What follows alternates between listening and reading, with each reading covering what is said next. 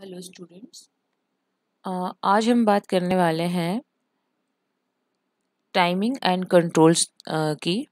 तो सबसे पहले टाइमिंग एंड कंट्रोल को थोड़ा सा समझ लेते हैं कि टाइमिंग एंड कंट्रोल का एक्चुअली बेस क्या होता है। ठीक है, तो सारे के सारे जो भी रजिस्टर हैं, आपने बहुत सारे रजिस्टर पढ़ लिए, इंस्ट्रक्शंस पढ़ लिए। तो रजिस्टर्स जो होते हैं वो कंट्रोल होते हैं एक मास्टर क्लॉक जनरेटर से। ठीक है, क्लॉक पल्स अप्लाई होती है फ्लिप फ्लॉप पे, रजिस्टर्स पे, मतलब जितने भी रजिस्टर्स होते हैं उन पे, और फ्लिप फ्लॉप और रजिस्टर जो कंट्रोल यूनिट में होते हैं, कंट्रोल यूनिट में भी है और सिस्टम में भी है, दोनों में ही आपके पास फ्लिप फ्लॉप एंड रजिस्टर है जिसमें कि क्लॉक पल्स अप्लाई होती है। और क्लॉक पल्स आपके रजिस्टर की स्टेट को चेंज नहीं करती है, उसके अंदर जो डेटा उसको चेंज नहीं करती है।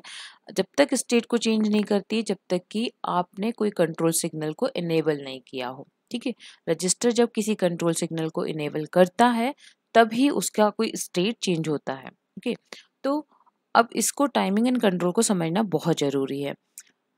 कंट्रोल किस तरीके से ऑर्गेनाइज होते हैं, कंट्रोल कैसे होगा आपका पूरा जो सिस्टम है वो। तो दो तरीके से कंट्रोल लॉजिक हम इम्प्लीमेंट कर सकते हैं। एक तो हार्डवायर कंट्रोल होता है और दूसरा माइक्रो प्रोग्राम कंट्रोल होता है। हार्डवायर कंट्रोल में क्या होता है, कंट्रोल लॉजिक इम्प्लीमेंट किया जाता है गेट से, फ्लिप फ्लॉप से, डिकोडर से और दूसरे किसी भी डिजिटल सर्किट से, मतलब कि हार्डवेयर इन्वॉल्व होता है इसमें। अब अगर आपका कोई चेंजेस आ रहा है डिज़ाइन में, मॉडिफिकेशन आ रहा है, तो आपको क्या करना होगा, हार्डवायर कंट्रोल में आपको जो कंपोनेंट है उनकी वायरिंग में चेंज करना होगा। ठीक है, उसके उल्टे माइक्रो प्रोग्राम कंट्रोल में क्या होता है, जो कंट्रोल इन्फॉर्मेशन होती है वो कंट्रोल मेमोरी में स्टोर होती है। ठीक है, कंट्रोल मेमोरी को इस तरीके से प्रोग्राम किया जाता है ताकि वो जितने भी सीक्वेंस ऑफ माइक्रो ऑपरेशन है उनको इनिशिएट कर सके। अब अगर कोई चेंज करना है आपके कंट्रोल, उस मॉडिफिकेशन करना है डिज़ाइन में, तो हमको क्या करना होता है, हमको माइक्रो प्रोग्राम को अपडेट करना होता है, वो माइक्रो प्रोग्राम जो कि कंट्रोल मेमोरी में है। तो इस तरीके से हम कंट्रोल ऑर्गेनाइज कर सकते हैं, या तो हार्डवायर कंट्रोल के थ्रू या फिर माइक्रो प्रोग्राम कंट्रोल के थ्रू। यहाँ पर हम हार्डवायर कंट्रोल को डिस्कस कर रहे हैं। ठीक है, यहाँ पर कंट्रोल यूनिट है बेसिक कंप्यूटर की। बेसिक कंप्यूटर में कंट्रोल यूनिट, कंट्रोल आउटपुट किस तरीके से जनरेट होता है। तो जो इंस्ट्रक्शन रजिस्टर है, इंस्ट्रक्शन रजिस्टर 16 बिट का होता है। सारे रजिस्टर हमने पढ़े, जिसमें से एक इंस्ट्रक्शन रजिस्टर होता है। इंस्ट्रक्शन रजिस्टर 16 बिट का होता है। इस रजिस्टर की 0 से लेकर 11 बिट जो होती है वो तो या तो एड्रेस की होती है या फिर डेटा होता है। तो 0 से 11 की जो बिट होती है वो सीधे के सीधे चले जाती है कंट्रोल लॉजिक गेट्स के पास। अब 12 से 14 बिट जो होती है वो ऑपकोड होती है। ऑपकोड को डिकोड करना होता है तो इसे डिकोडर में भेजते हैं। तो ये 3 बिट जाती है डिकोडर में। 3 बिट से 8 आउटपुट बन सकते हैं, क्योंकि 2 to the power 3 is equal to 8 होता है। तो ये 3/8 डिकोडर में जाती है। यहाँ पे 8 डिफरेंट आउटपुट आ सकते हैं इस डिकोडर के, जो कि D0 से D7 तक डिजिग्नेट किए गए हैं। इनका जो आउटपुट है, जो एज अ इनपुट जा रहा है कंट्रोल लॉजिक गेट में। ठीक है, तो ये D0 से D7 तक होते हैं। 15th बिट को आई बिट बोला गया है। ये आई फ्लिप फ्लॉप है एक्चुअली। ये flip flop as it is इस 15th बिट को सीधा का सीधा कंट्रोल लॉजिक में डाल देता है। 15th बिट क्या करती है, ये बताती है कि ये जो ऑपरेशन है वो एड्रेस है, वो डायरेक्ट एड्रेस है, इनडायरेक्ट एड्रेस है। ऑपरेशन आपका जो इंस्ट्रक्शन है वो रजिस्टर रेफरेंस है या फिर मेमोरी रेफरेंस होने वाला है, या फिर आपका वो जो है वो इनपुट आउटपुट ऑपरेशन होने वाला है। ये हम पहले डिस्कस कर चुके हैं। अब लास्ट में देखिए एक काउंटर बना है, 4 बिट का सीक्वेंस काउंटर। इसके अंदर 3 इनपुट हैं, क्लॉक जिससे सारा कंट्रोलिंग होनी है, क्लियर और इंक्रीमेंट, क्योंकि काउंटर या तो इंक्रीमेंट होता है या फिर क्लियर हो जाएगा। इसके 4 आउटपुट हैं। ये 4 आउटपुट एक डिकोडर में जा रहे हैं। 4 आउटपुट से हम 16 इनपुट, 4 इनपुट से हम 16 आउटपुट बना सकते हैं, सॉरी, क्योंकि 2 to the power 4 is equal to 16 होता है। तो 16 डिफरेंट आउटपुट यहाँ से जनरेट हो सकते हैं। तो ये जो आउटपुट जनरेट हो रहे हैं ये टाइमिंग सिग्नल्स जनरेट हो रहे हैं, जो कि डिजिग्नेट किए गए हैं T0 से लेके T15 तक। T0 से T15 16 डिफरेंट आउटपुट हो जाएंगे इस डिकोडर के। तो ये भी जाएंगे सीधे कंट्रोल लॉजिक गेट्स में। तो अब हम इसको अच्छे से और देखते हैं क्या है। तो ये डायग्राम है कंट्रोल यूनिट का। बेसिक कंप्यूटर की कंट्रोल यूनिट इस तरीके से बनती है। ठीक है। उसमें टाइमिंग सिग्नल होते हैं, डिकोडर का इनपुट होता है और आपका एक फ्लिप फ्लॉप का होता है और आपके जो 0 से 11 रजिस्टर से आ रहे हैं वो बिट्स होती हैं।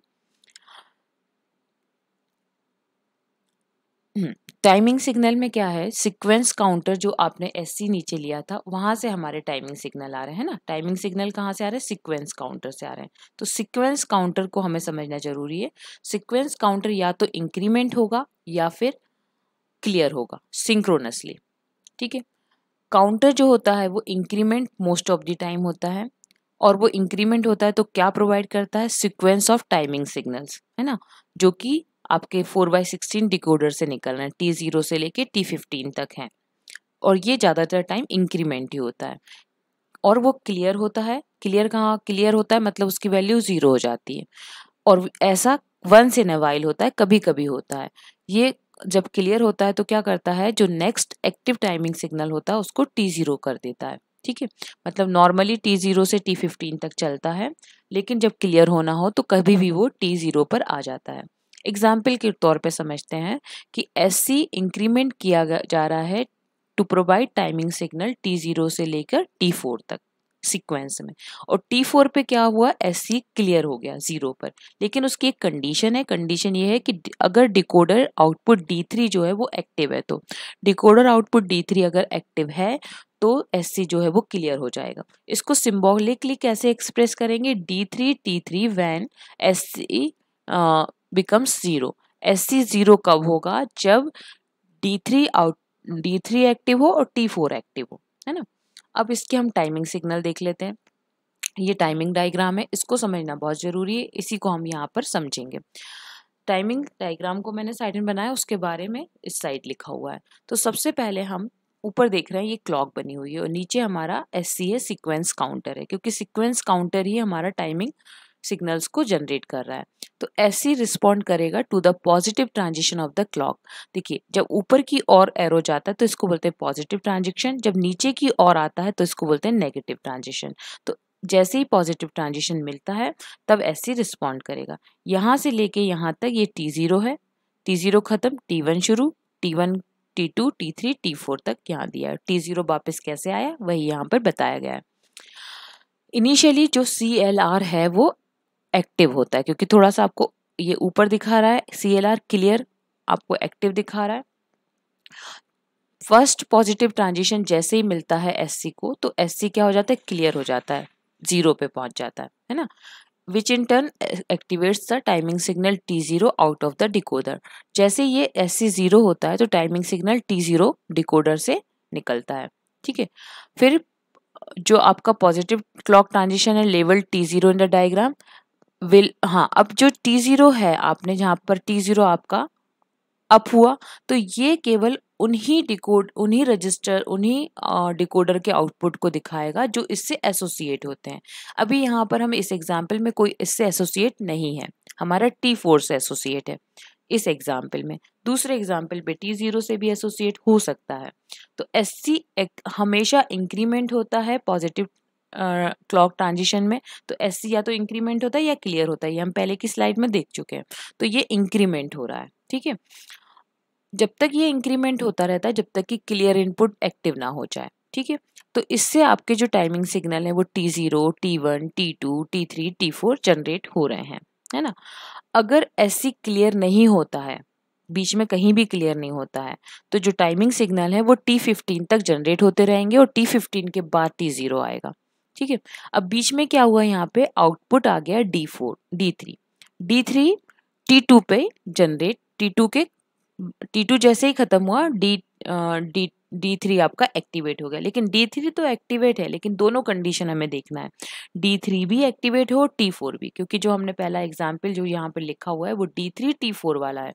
तो D3 तो एक्टिवेट हो गया है T2 के बाद, है ना, T3 के अंदर, लेकिन T4 तो T4 के टाइम पर ही एक्टिवेट होगा। जैसे ही T3 खत्म होगा वैसे ही T4 एक्टिवेट होगा। तो अब देखते हैं, जैसे ही दोनों T3 D3 एंड T4 दोनों एक्टिवेट हैं तो दोनों का एंड क्या होगा, दोनों का एंड जो होगा वो आपका इम्प्लीमेंट होगा कंट्रोल फंक्शन D3 T4 और एक्टिव हो जाएगा। जैसे ही ये एक्टिव हो जाएगा, जो सिग्नल अप्लाई हो रहा है CLR पे वो एक्टिव हो जाएगा, अप्लाई होगा CLR पे। फिर आपका क्या होगा, नेक्स्ट पॉजिटिव क्लॉक ट्रांजिशन में आपका ये आपका जो है यहाँ पर आपका SC जो है वो क्लियर हो जाएगा। फिर नेक्स्ट पे यहाँ पर आपका जैसे ही T3 और D3 आपका एक्टिव हुआ, क्लियर इनपुट आपका एक्टिव हो जाएगा, मतलब अब क्लियर 0 है। अब आपका काउंटिंग जो है वो नहीं बढ़ रही है ना, SC की जो काउंटिंग है वो नहीं बढ़ रही। अब आपका जो क्लियर इनपुट है वो एक्टिव है, मतलब SC जो है वो क्लियर हो गया है ना, SC आपका 0 हो गया है। ठीक है, इससे क्या होगा, जैसे ही SC 0 होगा, आपका T0 जो है वो फिर से एक्टिव हो जाएगा नेक्स्ट क्लॉक ट्रांजिशन में। देखिए जैसे ही आपका क्लियर 0 हुआ, क्लियर होने के बाद आपका फिर से यहाँ पर देखेंगे आप, तो जहाँ पर मेरा कर्सर है वहाँ पर T0 फिर से एक्टिव हो जाएगा, है ना। अदरवाइज ये चलता रहता। लेकिन ये आपका टर्म्स, ये आपका एग्जाम्पल था, ये कंडीशन दी थी कि D3 T4 जैसे ही दोनों एक साथ एक्टिव होंगे, आपका जो क्लियर इनपुट है वो एक्टिव हो जाएगा, मतलब SC काउंटर जो है वो क्लियर हो जाएगा। और अदरवाइज वो क्या होता है, इंक्रीमेंट करता रहता है। तो ये एक टाइमिंग सिग्नल है। इसके नेक्स्ट वीडियो में हम पढ़ेंगे अब इंस्ट्रक्शन साइकिल, क्योंकि ये टाइमिंग समझना जरूरी थी। इंस्ट्रक्शन साइकिल के साथ कई सारी टाइमिंग्स जुड़ी रहेंगी।